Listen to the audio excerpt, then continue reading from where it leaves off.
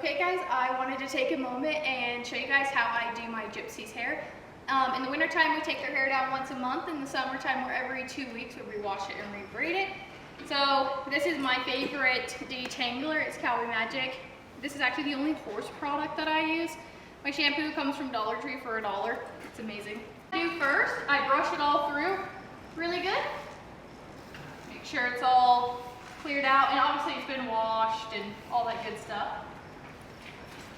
Then you want to take some white electrical tape. You want to use white because it's the only electrical tape that doesn't bleed into the hair. Black will leave a sticky residue. Colors will also leave a sticky residue. So I use white. I actually have a subscription to Amazon for this. So I just tuck it in my pocket like this, and then I'll start braiding.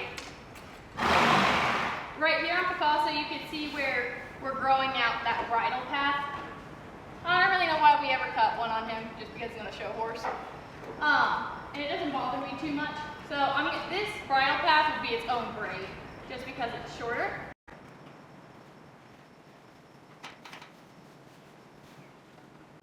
Once I have it down to the end, I'll take my electrical tape, come around the base of that, kind of snug it pretty tight, go around it a few times, break it off, and move on to my second braid. You don't want to make the braids too fat or too thin. Too thin is easy for them to rub out. Too fat just comes undone quicker. So just kind of a good 2 or 3 inch section. We'll take a word there.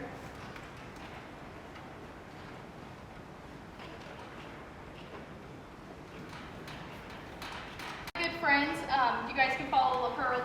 We'll tag her in the comments. Her name's Amber, and she does hair care tips on her page that are really fun and informative to follow along with.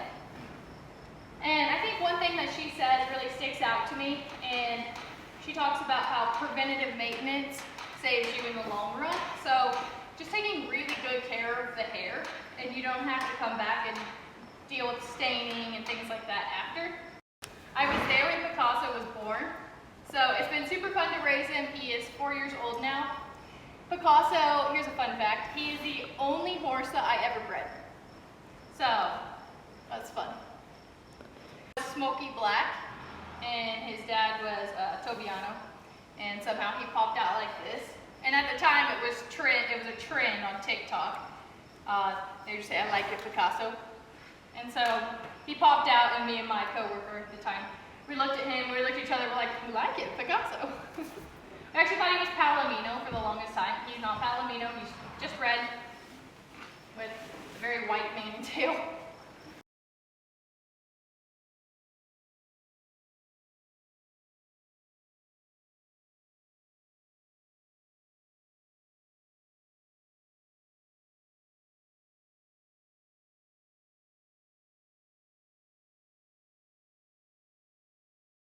Okay, so once you get your horse's hair all braided up like this, what you're going to do is you're going to take one of these and flip it up through this top piece right like that. I don't like a lot hanging down, so I'll actually go twice on my ones with big manes.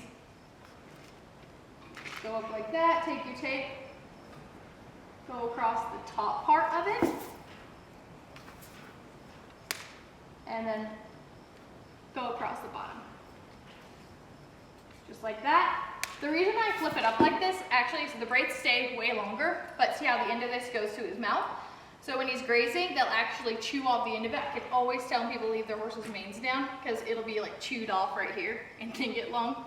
So that's why I flip it up, just to flip it all up like this. It'll stay, in the wintertime it'll stay for a month.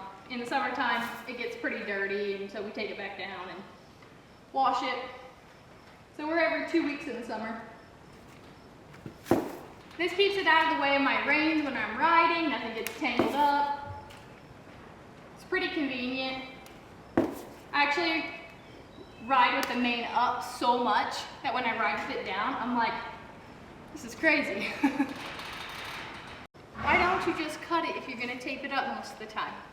This is a labor of love, and I don't mind doing it. If you buy him, you are welcome to cut it in any way you want. But as long as he's not yours, this is how I choose to keep it. This is how my clients like it kept.